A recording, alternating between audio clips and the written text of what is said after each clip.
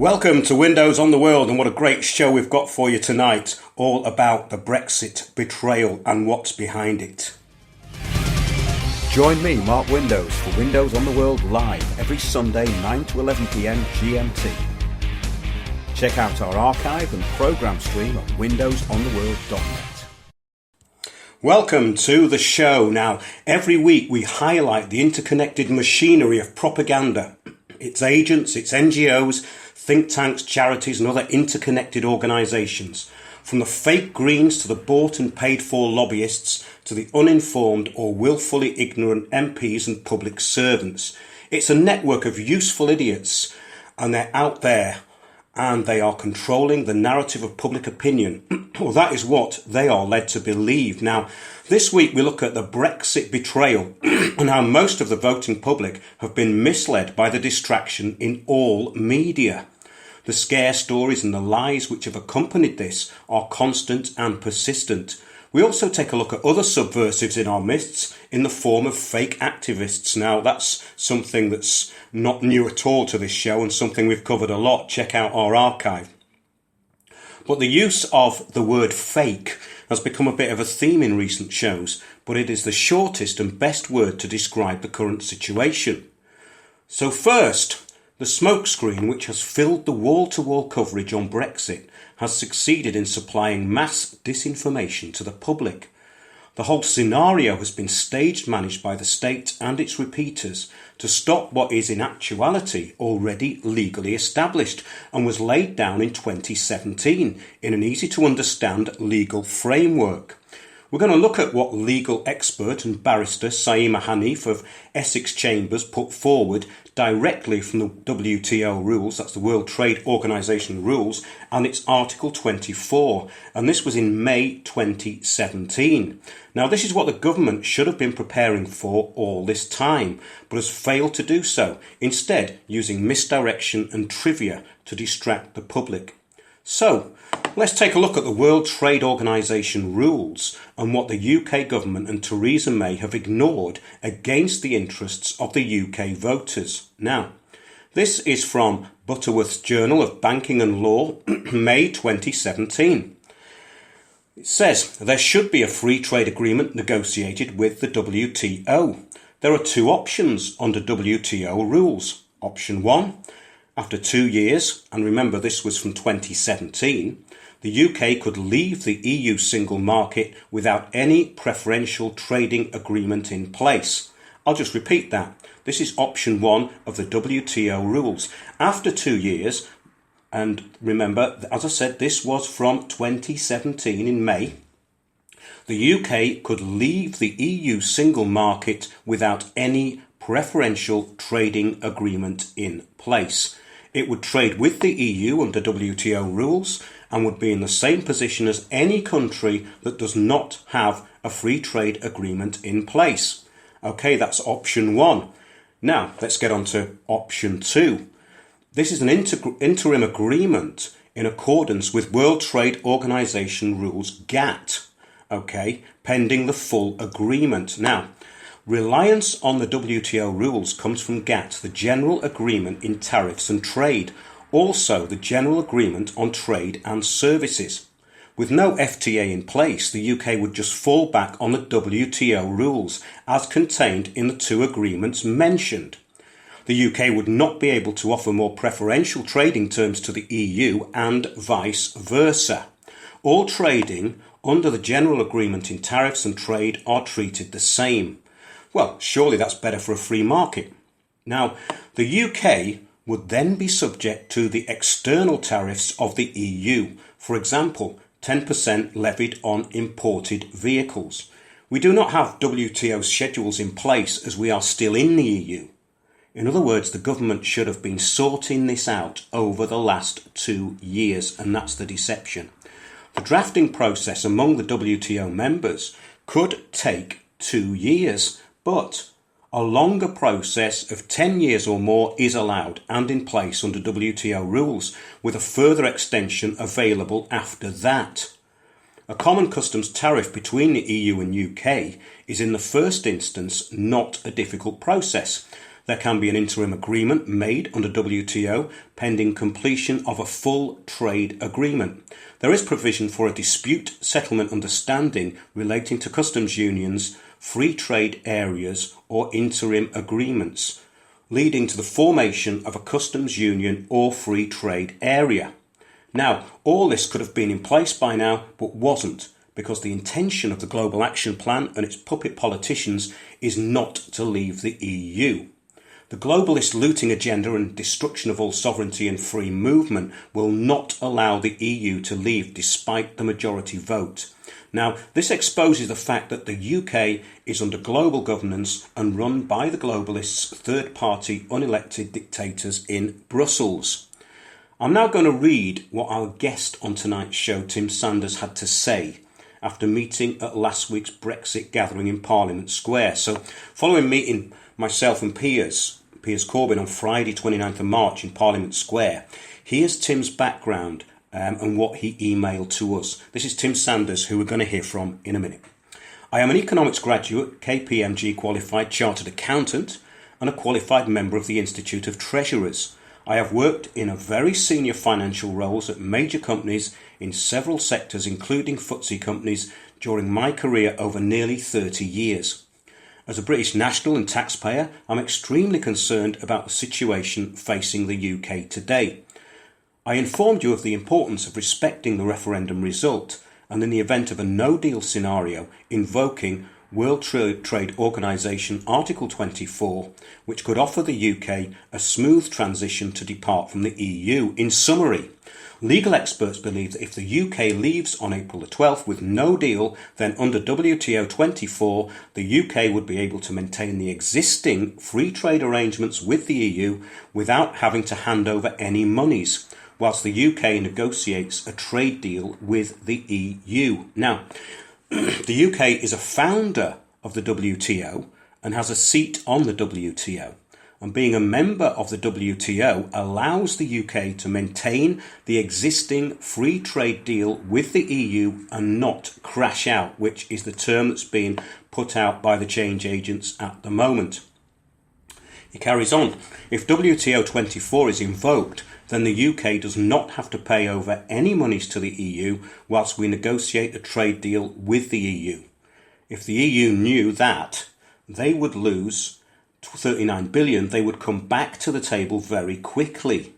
The WTO interpretation document suggests, this is something that I've read by the way, in which I've taken the opening paragraphs of the show out of. This came from the WTO interpretation document and the legal interpretation. Now, this document suggests that the UK will have an initial period of 9 months to negotiate, which, if not successful, gives the UK up to 2 years to continue this negotiation. Whether your political leanings are to remain or leave, the beauty of WTO 24 is that it pleases both sides and, most importantly, puts the UK's national interests first. It would bring the country together, says Tim. I have made contact with both influential Remainers and Leavers about WTO 24, and I'm trying to urgently ask Theresa May to release the Attorney General Geoffrey Cox's legal opinion on his interpretation of WTO 24, which would of course tie the country to it legally, and that would actually put the public's mind at rest, but that's not what is happening. Tim carries on here, he said, this should be presented openly to the House of Commons and the voting public. Theresa May has not done this, and this is crucial for MPs to have before next week's indicative vote, so there's not much time here. Why has Theresa May not revealed the Attorney General's opinion on the UK invoking WTO 24? Jeremy Corbyn, as leader of the opposition, has the legal authority to request this tomorrow on Monday, the 1st of April, as the debate starts again. WTO 24 would allow Labour to fulfil the wish of millions of Labour voters who voted Leave. Approximately 60% of Labour voters in Leave constituencies voted Leave. And it would mean that we could renegotiate the 39 billion we allegedly owe the EU as an exit charge. I have seen trade experts, carries on Tim, say that legally we owe no more than 8 billion, and in fact the EU may actually owe the UK billions in the European Investment Bank and infrastructure. The net savings of £31 billion can be used for the Labour Party's manifesto pledges of funding the NHS, funding the police force, eradicating food banks, building housing for the homeless, sleeping on our streets, nationalising important public services, subsidising the cost of university tuition fees, etc. With the legal surety that WTO behind him, Mr Corbyn could put forward a motion of no confidence in the government with support from Brexiteers in the Conservative Party, and Mrs May could be forced to quit. This would pave the way for a general election, which many say is the only way to clear Parliament of MPs who are failing to honour the 2017 manifesto. If on April 12th we extend the period of negotiation for another 2+ years, and have to contend with the European elections in May, I believe that democracy in the UK will be at risk because 17.4 million, a significant number of Labour supporters in crucial northern seats, who voted to leave will feel betrayed. The UK will be a laughingstock around the world, and it will affect investments in the UK, and worse, could lead to social unrest. Millions will never vote again. Very important point that is. WTO 24 is the way out, and furthermore, Article 8 of the Lisbon Treaty states that there must be amicable relations if one country wishes to exit the EU. Please forward this email to your brother Jeremy. This is something that Tim sent to Piers and myself as a matter of urgency, as it is of such national importance. As leader of the opposition, Jeremy can ask Theresa May at the dispatch box to release the Attorney General's opinion on WTO Article 24 and request Geoffrey Cox to present the House of Commons openly his legal interpretation of WTO 24 this week, commencing 1st of April 2019. WTO Article 24 could be a huge vote winner for the Labour Party and could be the answer to the UK's current problems that Theresa May, Ollie Robbins and the civil service have created. And Tim finishes off with this paragraph, which is very relevant to what we're going to be talking about tonight. As an aside, as an expert on the financial markets and someone who was part of the Occupy movement, he said, I will contact Windows on the World to discuss the corruptness of the financial system and how to this day the issues that caused the 2008 financial crash have only become larger and were never resolved. The people who caused the crisis have benefited from the bailouts and the ordinary citizens have paid the price. It has led to huge inequalities and suffering in the UK, which was one of the causes of Brexit. I care deeply about the injustices and the failure by regulators to bring to justice bankers and city institutions who caused the crisis. Now, that was very important content of the time. And Tim's email to us. Now, Tim Sanders also spoke at Occupy about the financial crash of 2008, warning of the dangers of the financial system, and you can find that on YouTube. Occupy was also taken over, as we know, by infiltrators and change agents backed by George Soros, who diverted the donated money into the bank accounts of Climate Camp, which was known to people inside Occupy to be run by the police. Now, the movement was divided and ruled by the Rand Corporation's favoured narrative controlling mechanism. This is what called Delphi technique, and it was invented by the Rand Corporation in 1953 and was used in Occupy, all your council meetings, and in most of these fake protest groups which are appearing.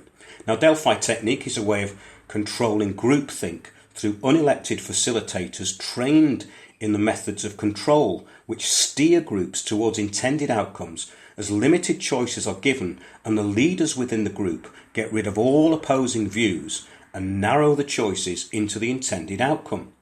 All dissenting voices are marginalised and agents within the group defame, libel and ostracise anyone who speaks out or has a different agenda than the facilitators. Again, you will find this template used in your local council meetings, in public meetings. Does it sound familiar? Yes, it probably does. Look up Delphi technique because it's running most of the public meetings in this country and indeed around the world.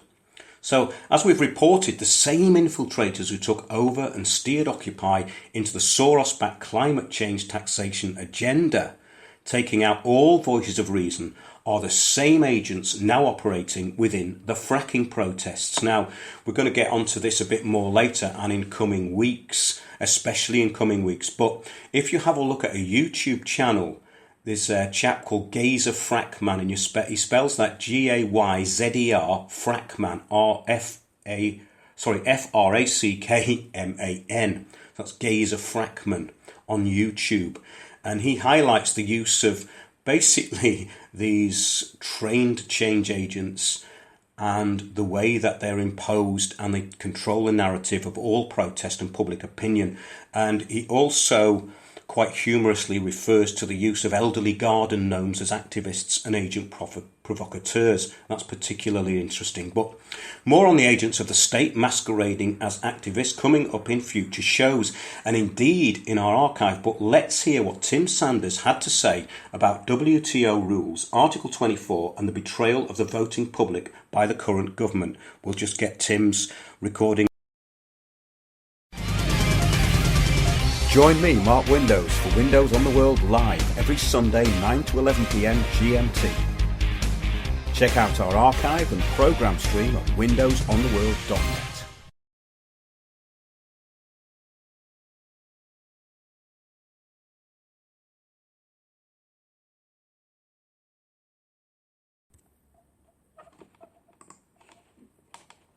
Hello.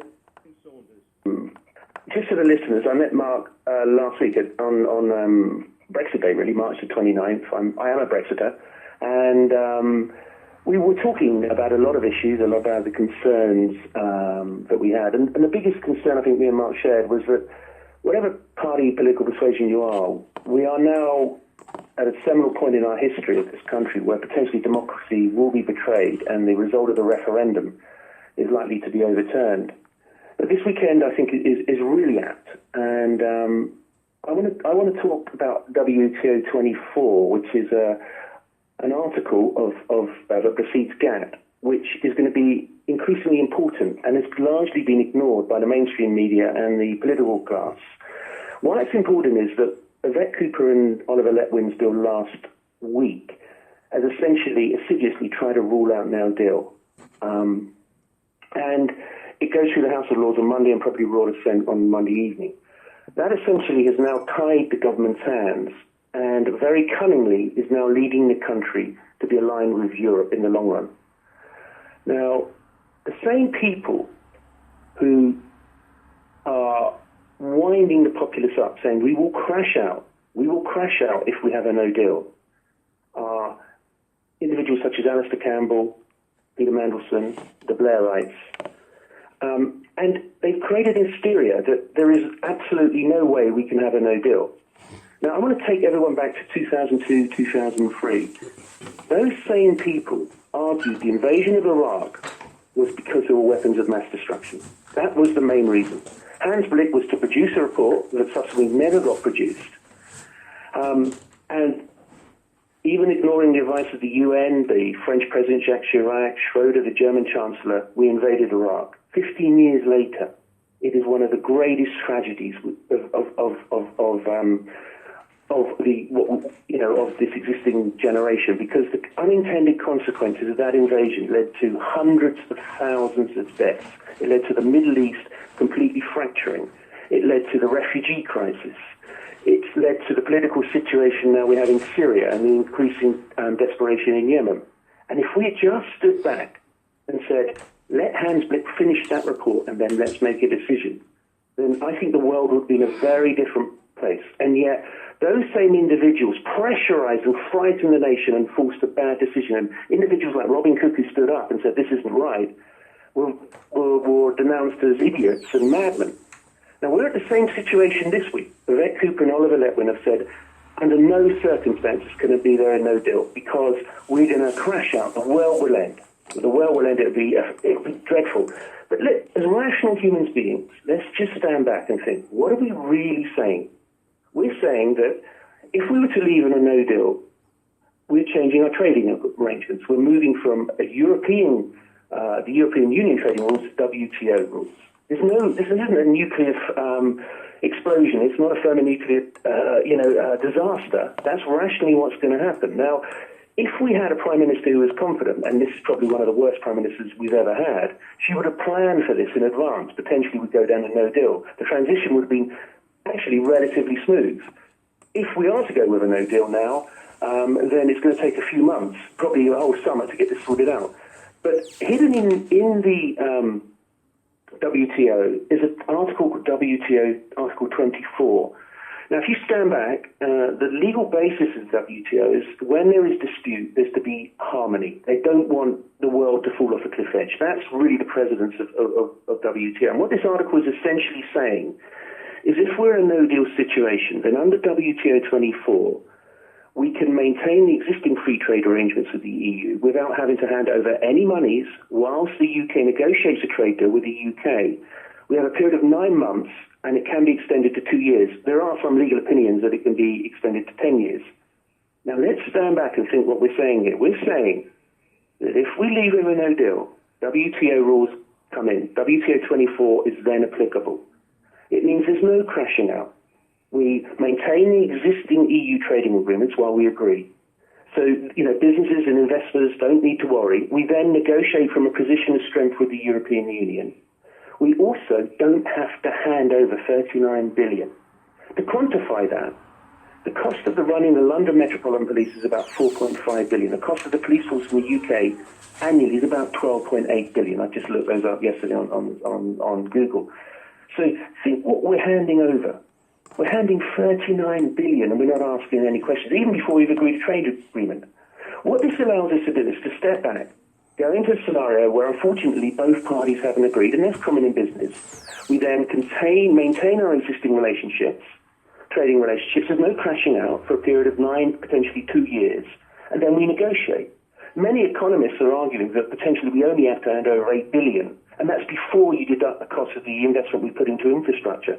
That leaves around 30 billion this country can save. 30 billion. Now, if Mr. Corbett's government is to be elected, it's going to have to enact what it wants to do to make this a fairer society. And realistically, it's going to have to do, how is it going to do that? It can either increase debt, okay, and if debt at 90% of GDP, it's going to be difficult. As a country approaches roughly 100% debt to GDP, the markets start to wobble, basically. It's harder to refinance. Or it can raise taxes or cut expenditure. The working class, and I'll come on to this, the middle class, have really, over the last 10 years since the 2008 financial crash, have essentially seen a decline in living standards because their wages have been remained stagnant while inflation has increased. So many middle class and working class people are really struggling. I agree with Mr. Corbyn. You need to hit harder on the rich. You need to regulate the city much more. And the taxation of the internet businesses that are driving out the high street, that's shameful that they pay £1 million tax on £1 billion turnover. I agree. But the real cream is sitting on, if we were to go down this route, that would leave a Labour government with over 30 billion to potentially create one of the most radical social agendas of our generation. This would be in line with the Attlee government of 45 to 51. The idea of food banks, we could eliminate food banks. We could create regional development grants for the most deprived areas of massive investment in infrastructure programs. We could recreate the funding of the SI, strengthen the funding of the NHS. For the poorest students, we can subsidise university tuition fees. We can strengthen the Metropolitan Police with this epidemic of knife crime. If you think the cost is $4.5 billion to run the whole thing, what's an extra billion that we save out of the 30 billion? So for politicians to ignore this is absolute madness. And what I'm asking basically is that just as Jeremy did, I think, in December, Jeremy Corbyn asked the Prime Minister to get a legal opinion on the backstop that she was hiding, and only he can do that as leader of opposition. Once that came forth into the public domain, people realised that we would be tied in together, and that's why, after 3 subsequent readings, it's been turned down. It's only really the leader of the opposition, which at present is Jeremy Corbyn, who can ask the Prime Minister for the Attorney General's opinion on WTO 24. Once that's presented publicly to the House, we take away this absolute mania that we're crashing out. We're not crashing out. We have a managed exit. We potentially save 30 billion. And, the great social agenda of the Labour Party starts to come to fruition without necessarily hitting probably the struggling middle class and working class in higher taxation. So for this not to be consideration, as we approach potentially legislating this against this in Monday, it, to me, is absolute madness. And it really is the Hans Blick moment. Because if we had stood back and thought in 2002-3, let's see this report, and as we know, history has proved Hans Blick right, there was really no weapons of mass destruction. The consequences of the Iraq War and the unintended consequences may never have happened. This could have been a different world. And we're at this critical point in history where I think Mr. Corbyn needs to go forward and ask the Prime Minister for her legal opinion on this. Also, what's really worrying me on the Remain camp is that if this legislation goes through on Monday, what Ollie Robbins sort of mentioned in the wine bar in Brussels by accident, that we're gradually going to be, by stealth, tied into the European Union. There'll be a referendum which will reign and remain. What people don't realise is the Lisbon Treaty is going to start enacting from 2020, and we lose our 9 billion rebate. We lose, and we move into a federalised Europe. Our power of veto disappears. We lose the rebate. We start to lose control of our fisheries policy, agricultural policy, and we move into this federalised Europe structure. So we're absolutely at this critical point, and all I'm asking for politicians to do is to stand back and take a breath and think what they're talking about. Because the irony is that one vote has changed history. The irony is the one vote was actually by an MP who had a chain round her or whatever. She was essentially a convicted criminal, and she's changed history. It's absolute madness when I begin to think of what's happened. And so there's still time, I think, next week for Mr. Corbyn to ask the Prime Minister, could the Attorney General give the opinion on WTO 24 if we were to go for a no deal, and what then is our situation? And I think it will give a lot of our listeners, a lot of the general public in Britain, whatever political persuasion you are, a sense of calmness that things aren't going to fall off the cliff. An argument is often given on this that, but even if it was agreeable, the EU have to agree. Article 8 of the Lisbon Treaty says, in event of a dispute of a member leaving, the EU has to be amicable to that member leaving. So they will be in breach of Article 8. And a point I want to raise is the threat is the UK crashing out. I actually want to raise the point, it isn't us who's going to crash out, it'd be Europe. And the reason being is that Europe imports 90 billion to us, more than we export to them. It'd be absolute madness for them to not insist on having a transition agreement if there's a no deal, because it's their economies that are going to crash while we're in this interim period. So in a way, we forced a hand, and in the end, we've represented the best interests of the country. The Labour government can go to a general election with a surety that behind it sits not only probably a one-off gift of 30 billion, but a future saving of over 9 billion a year, plus a potential rebate saving that we lose under the Lisbon Treaty to enact the social reform this country so desperately needs. I was a member of Occupy. I was quite involved on an academic level, and what we have essentially is crony capitalism in this country. We have socialism for the rich and capitalism for the rest of us. Socialism where their losses were subsidized by us as the taxpayers.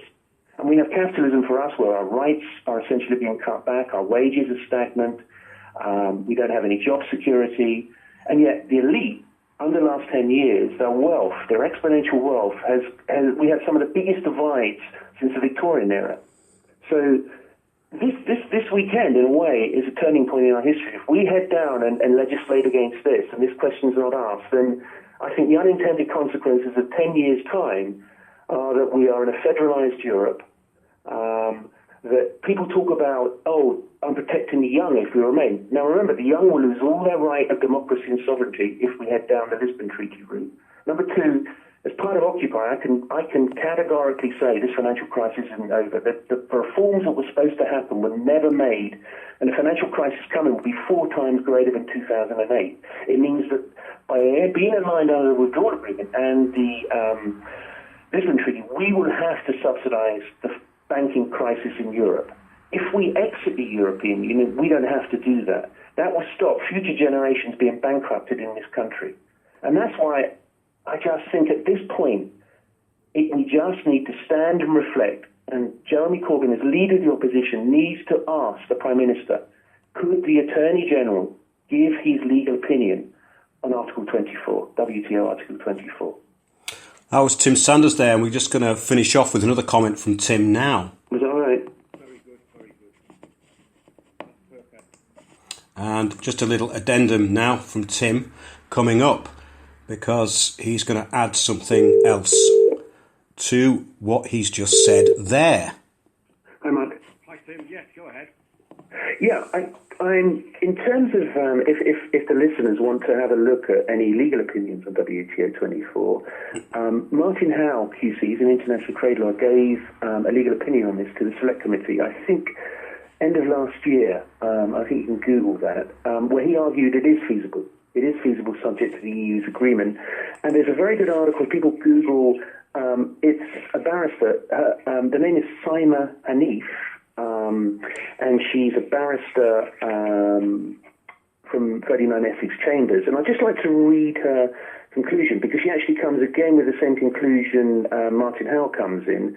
And she says, given the advantages and feasibility of an interim arrangement, it is surprising that there has been so much debate about how the UK should approach the transitional position. Only any rational and objective view, this is the best available option available to the UK. She means WTO 24. The fact that some commentators think otherwise reflects the unfortunate reality that ultimately this is a political and emotional issue. And I just lastly, Richard Tyson John Longworth, who used to be the former CBI chairman, I do understand, did meet the CBI about a few months ago, WTO, a few months ago to discuss WTO rules, and particularly WTO 24. And the WTO have, from what they're saying, have said it is a feasible option. So there are independent people who are more qualified in this field than me, who are saying this is feasible. And I think if the listeners want to sort of research that, that's all on Google. That's a great point, Tim. Thanks a lot. That was Tim Sanders. All right, speak later. Take care. That was Tim Sanders there, who we met at the Brexit event. And some very interesting points Tim's brought up. But the most important aspect of this is, why is this not being brought up by government? It's very, very strange that it takes someone like Tim to bring this up, and also a barrister from 2017 who made these remarks and which are legally accurate. So that's a really important piece of information there, and I think everybody who listens to the show could share it with people, and it would stop a lot of the arguments and the distractions over Brexit. Now, Windows on the World's YouTube channel has been losing lots of content to censorship recently. We've had quite a lot of videos marked up, and the latest was the other day.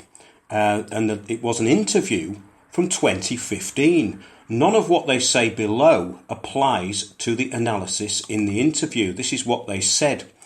Our team has reviewed your content, and unfortunately, we think it violates our harassment, threats and cyberbullying policy. Now, bearing in mind, this was actually about geopolitics and particular events. We can't see how that fits into harassment, threats and cyberbullying. But as we know, when something gets pulled on YouTube, you do not have to actually be given a proper explanation. Now, the actual video that they removed was False Flag Fever with Jim Fetzer. And it was all about false flag events, or alleged false flag events. So there was no actual victim of cyberbullying anywhere to be seen or heard in those interviews, that particular interview. And also we've had other interviews with Jim Fetzer taken down off YouTube, and also our interview with Bishop Richard Williamson. And really, we can see what the agenda is, because those who we are not allowed to criticise are basically behind taking down and shutting out public opinion at every possible way. In every possible way they can. So basically, we will be uploading a series of interviews and films to the windowsontheworld.net website, which will be available to download for a small fee. This is basically a way of trying to keep some revenue coming in, so we can go around and take the bigger picture out on the road and get some expenses. So it should cover some of the expenses. This would really help us to keep going. I don't like asking for donations, but it all helps in what we call these challenging times. Now, I'd like to give a shout out to Nowhere.News, who have done amazing background research into Extinction Rebellion, their godmother of corporate climate activism, Gail Bradbrook, and their connections to the intelligence services and big money. Now, we covered this in our article, Extinction Rebellion, Fake Protest. Take a look at that. Just Google or look onto windowsontheworld.net and look for Fake Protest, Extinction Rebellion. Put those titles in, it will all come up. Now, the article from Nowhere.News, which is one of several which outlines the background and basically the connections of Extinction Rebellion, which is, as I said, incredibly well researched. The title of this particular article I'm going to quote from is Astroturfing the Way to the Fourth Industrial Revolution. It's very well researched and revealing. There are several others on the site, as I said, which reveal what the more inquisitive have been saying for quite some time about this fake protest group. Now, here's an extract from the article, which is available at Nowhere.News. This is about halfway through the article, and it's talking about Gail Bradbrook, who's actually one of the founders of Extinction Rebellion. It says the first major clue came in the form of a presentation given by Gail Bradbrook, one of the founders of Extinction Rebellion, at the Off the Grid Festival a number of years ago, promoting her compassionate revolution and rising up concepts and brands. In it she referred to OTPOR, that's OTPOR, exclamation mark, the ostensibly grassroots, in inverted commas, instigators of the Serbian bulldozer revolution of 2000, as just a bunch of kids. She also spoke glowingly of Gene Sharp, whose strategies were applied in that and each of the so-called colour revolutions that subsequently swept through various parts of the globe, culminating in the Arab Spring, which in turn inspired many to participate in the Occupy movement. See how it all joins up? Do we notice a pattern here? What she failed to disclose to her audience is the fact that OTPOR, the groups it subsequently spawned in other countries, and Gene Sharp were all funded by the National Endowment for Democracy, an American NGO whose activities run parallel to the regime change objectives of the US government. What a surprise.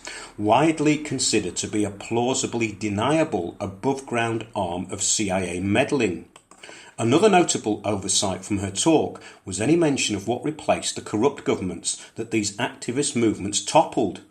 Slick neoliberals passing reforms that enabled the rapid reorganisation of their economies to suit Western multinationals, and in the case of Egypt, the coming of the Muslim Brotherhood to power, later to be replaced by the military dictatorship of al-Sisi, which persists to this day. Furthermore, it is now known by way of WikiLeaks global intelligence files that one of the leaders of OTPOR, Sija Popovic, who after his success in Serbia went on to found Canvas, in inverted commas here, a revolution consultancy. I mean, all of this is so corporate and obviously in your face. It carries on, and it received substantial funding from NED for organising groups in other countries. It's well connected to Stratfor, STRATFOR, a private intelligence firm that gathers intelligence on geopolitical events and activists for clients ranging from the American Petroleum Institute and Archer Daniels Midland to Dow Chemical, Duke Energy, Northrop Grumman, Intel and Coca-Cola. Stratfor is widely considered to be the private security vision of the American intelligence services. Founded in 1996, Stratfor came to prominence during the NATO bombing of Serbia in 1999, when its cutting-edge analysis, again in inverted commas, provided everything that the mainstream news network needed to know. The company's geopolitical analysis on the war on terror is headlined by the likes of the Associated Press, Reuters and the BBC. Are any alarm bells ringing yet? Well, they should be. Without going into great detail, it says in the article, which is what they do later, an influential figure within Stratfor named Ronald Duchan promulgated a formula for incapacitating anti-corporate activist movements, which Max Wilbert in his book We Choose to Speak and Other Essays describes as follows. Stratfor advocates are dividing movements into 4 character types: radicals, idealists, realists, and opportunists. These camps can then be dealt with summarily. First, isolate the radicals. Second, cultivate the idealists and educate them into becoming realists. And finally, co-opt the realists into agreeing with industry. This is how movements are neutralised. Those who should be allies are divided, infighting becomes rampant, and paranoia rules the roost. To combat these strategies, we must understand the danger they represent and how to counter them. As unlikely as this may sound to some of you, it says here, we would contend that isolating the radicals, educating the idealists into becoming realists, and co-opting the realists into agreeing with industry is precisely what the climate mobilization movement is engaged in doing. Fear not, we'll be providing ample evidence, they say, for our accusations below and in the articles to follow. So do look at that, nowhere.news. They are actually building on the information that we've received and doing some incredible research there. I was just sent those articles during the week. But do look at the information presented by Nowhere News. All this dovetails into what Windows on the World have been reporting. These guys have done some impeccable research, so well done there. Now, the whole green movement is pretty much entirely co-opted. Say groups such as Friends of the Earth were at the forefront of controlling activism way back when, a very long time ago. And this information I've got here is actually from the 1990s, so it should give you an idea of what these co-opted organisations and control groups are all about. Now, groups such as Friends of the Earth were at the forefront of controlling activism. So this is from the 90s, what I'm going to read out, when the directors and their associates were found to be defending companies against eco-activists. Yes, against activists. This was sent from a contributor who went up against Friends of the Earth Trust Limited many years ago, in the 90s at the time, and found out that they were controlled by corporations. So let's have a look at this article. It says, Friends of who? The board of Friends of the Earth Trust Limited, corporate involvement, a cause for concern. No kidding. So, this guy, Michael Smythe, was a director of Friends of the Earth Trust Limited until 2012. He was a partner in the well-known legal services firm Lawrence Graham. This partnership provides a wide range of services to the corporate sector. A Lawrence Graham advertisement states, "Are you under attack from eco-warriors? Should you surrender or fight back?" The Lawrence Graham website stated that much else of interest basically relating to this. Here's another quote. Let's have a look. In litigation, we normally defend companies in cases brought by the Environment Agency. We appear at inquiries for landowners and developers. Let's have a look at another director of Friends of the Earth Trust Limited who resigned in 2009. This was from an investigation done in the 90s, I believe, by somebody who listens to the show. So this other person was a director of Friends of the Earth Trust Limited and he resigned in 2009. He's also part of Addison Corporate Marketing Limited. His name's Roger Byram. Roger Byram is also the principal of Addison Design, it says here. So, a resident of Fifth Avenue, Mr. Byram's company specialises in corporate branding. Addison also helps its clients think through and define their strategic messages and communicate them clearly and visibly. Addison's glossy, high-quality artwork features prominently in the annual reports and other literature they produce for the American nuclear, oil and automobile industries. Their undoubted expertise is also evident in the internet sites they design for international corporations. Numerous examples of their work can be seen on their own website, addison.com. Now, this really dovetails into the new Extinction Rebellion. Look at the background of Gail Bradbrook and Roger Hallam and the people at the centre of this, and you will see some remarkable parallels to what I've just been talking about. Now, to give some insight into those paying themselves out of the public donations, this is Extinction Rebellion and how they interact when questioned by the public, I'm about to read out some emails from the Extinction Rebellion dragons. Yes, the use of the word dragons was also part of the control system imposed on the Occupy movement by the corporate climate change agenda and George Soros. On one occasion, as Occupy had been all but destroyed by subversives, we were surrounded by screaming, insane extremists. It was a complete shock when we asked some questions about the consensus-based climate change agenda and the dumbed-down sound bites that was spouted by the facilitators who brought down Occupy St. Paul's, the revolutionary and revolting Saskia Kent. Look at our video, The Puppet Masters of Occupy, and you will see the subversives in action. And as nothing has changed with the method and training of infiltrators since Occupy finished, and they went into fracking, this is very important, we're now into the completely corporate extinction rebellion. So check out what happened when a member of the public had the front to question the self-righteous, self-appointed and publicly paid fake activists of ER. Incidentally, before I read out the email exchange, it's worth noting that Gail Bradbrook herself asked to be removed from this email list. Now, here we go. It starts out with, "Hi Mark, I thought you might find these last two emails interesting. I think I've rattled ER and the dragons within and appear to be getting nasty. Is there darkness behind the facade?" Now listen to this.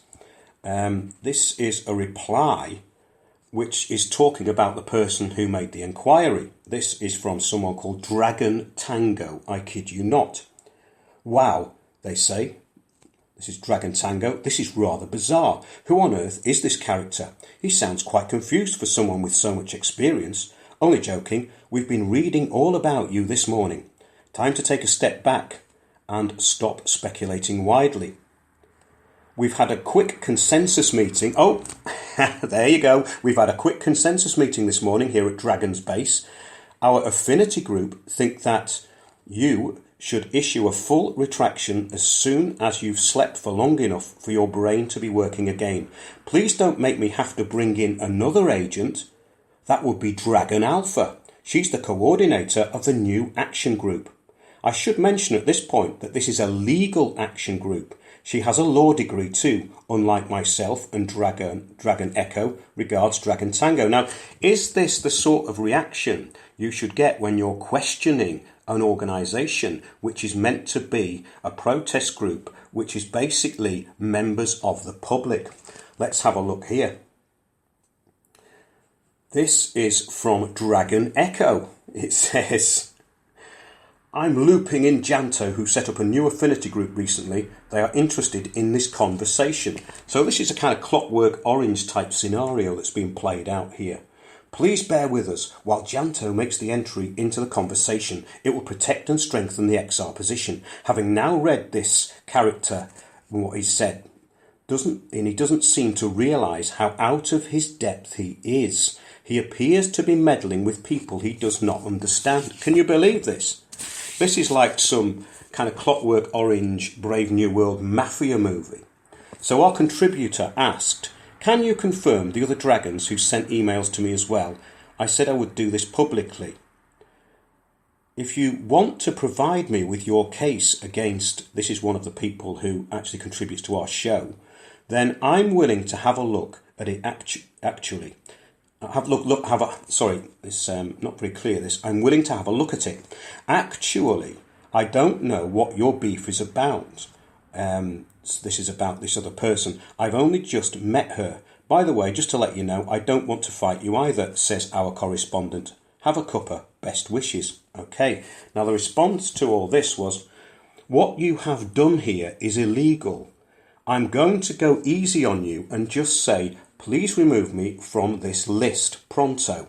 If I see this behaviour again from you, I won't be so kind. I promise not to show my solicitor or my barrister this. It will just get them overexcited." Now, I don't think so. I think a barrister looking at that would just say, "Can you stop being so childish?" and actually respond to this person with some dignity. However, it carries on. "Do you realise how much of people's time you've wasted by doing this? What, by asking questions to a publicly funded organisation? Please think first before you engage your ego or attempt to insert your wallet into an email dynamic. I mean, these people are just change agent central, aren't they?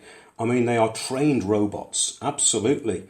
I've never seen anything quite like this, and we were there at Occupy, and there was some real subversives down there, but this takes things a step further. It carries on. Worst of all, by far, you've got a parasite called, that was the person who contributes to our show, on your email list. Do you know who this person is? She's one of the spy cops, corporate spooks who helped collapse the Occupy movement. In fact, she's actually the opposite. She was a whistleblower against them. That's the funny thing.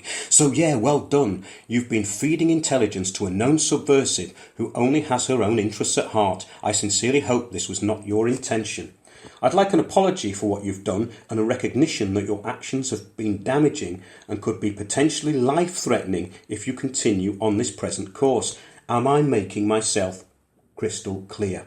Can I ask who you are, what's your background, and what prompted you to do this weird act? Now, there were several more emails, but that was from, again, The Dragon. So we've got Dragon Echo, Dragon Tango, and that was from the main dragon. Now, what we're dealing with here is basically an organised cult, and it's being promoted to the public as an organised cult. Now, there is very little difference between the threats of police state agents and those who are lining their pockets with the huge public donations given to Extinction Rebellion. All bases are covered in this simplistic rollout of this new Stasi. ER have staged their theatrics in the House of Commons and all over the UK. Funny thing is that they are facilitated by the police and even get glowing PR reports from local newspapers. Now, this is from Bury St Edmunds Free Press, where they blocked a main road in Bury St Edmunds. Here's what the local newspaper, had to say about Extinction Rebellion. Environmental campaigners Extinction Rebellion, Bury St Edmunds, performed a roadblock protest in Parkway in the town this afternoon to draw attention to the issues of climate change. Around 17 protesters blocked one side and then the other side of the road for 4 minutes at a time, giving the road a 2-minute break before repeating the process for an hour. Their version of protest tactics called swarming. This is what they've been all trained to do. The non-violent campaign group did, however, come across some unhappy motorists, with Robert saying he was hit slightly by a couple of cars, and some drivers having to be dealt with by police when they got out of their cars to express their anger. Note that the police didn't dissipate the Extinction Rebellion people who were actually blocking the road and causing an obstruction. They had a go at the motorists. This is all very familiar. Robert said, "We did it for 4 minutes at a time, not to block the road too much, but to get our message across." Then it goes on to advertise their next event. Now, if any other protest group had done this in the past, a local newspaper would never be advertising an event which causes disruption to the public.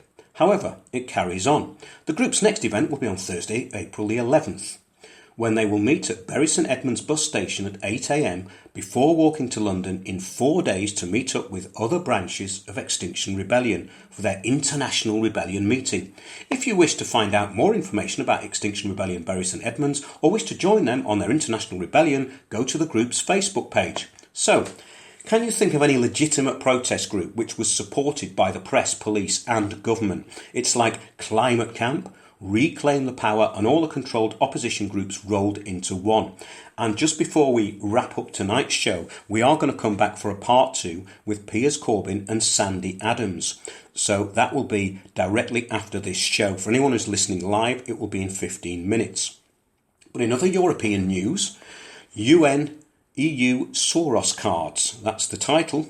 ISIS terrorist got €500 monthly payment after entering Europe. Hungarian government claims a suspected jihadist entered Europe as a refugee and obtained a prepaid debit card.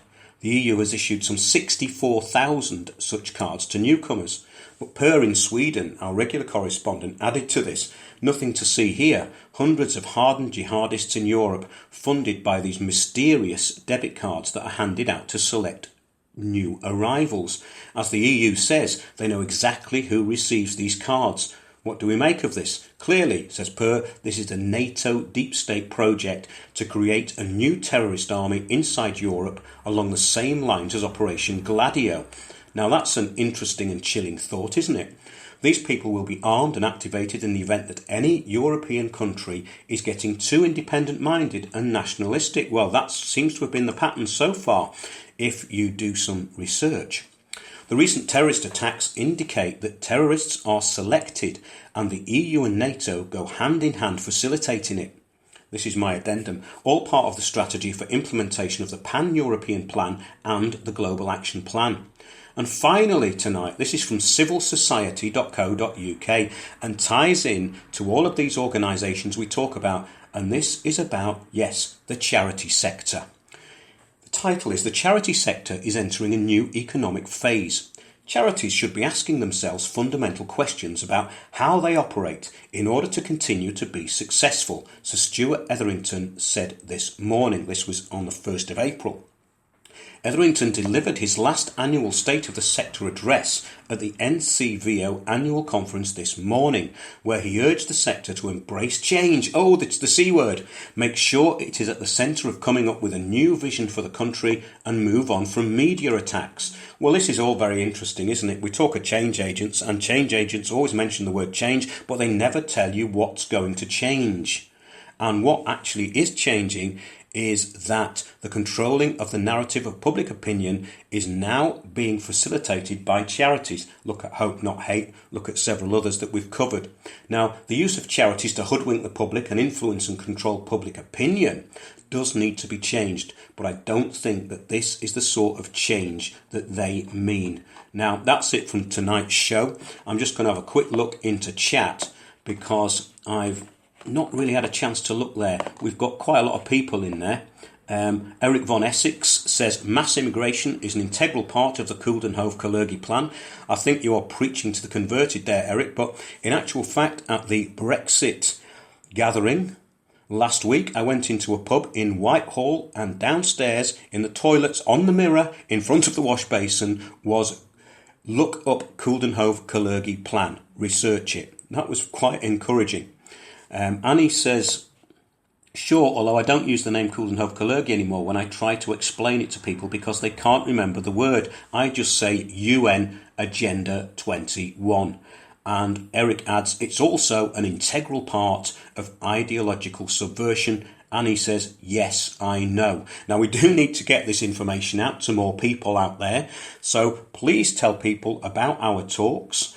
And we will be back next week at 9 p.m. Look on the website for our talks and our forthcoming events.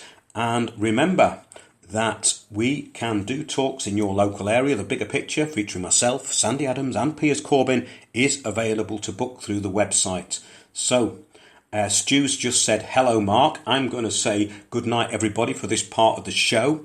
And we'll be back very soon. In fact, in the live stream in about 15 minutes, and in our archive it will be the next show. After this it will be part 2. So thanks for listening to Windows on the World. There's some brilliant information there. Thanks to Tim Sanders. Tim, I hope, will become a regular contributor because his wealth of experience and his clarity and his knowledge really do bring a lot to the table. And do send this show to everyone you know who has been deceived by the government over Brexit. See you next time.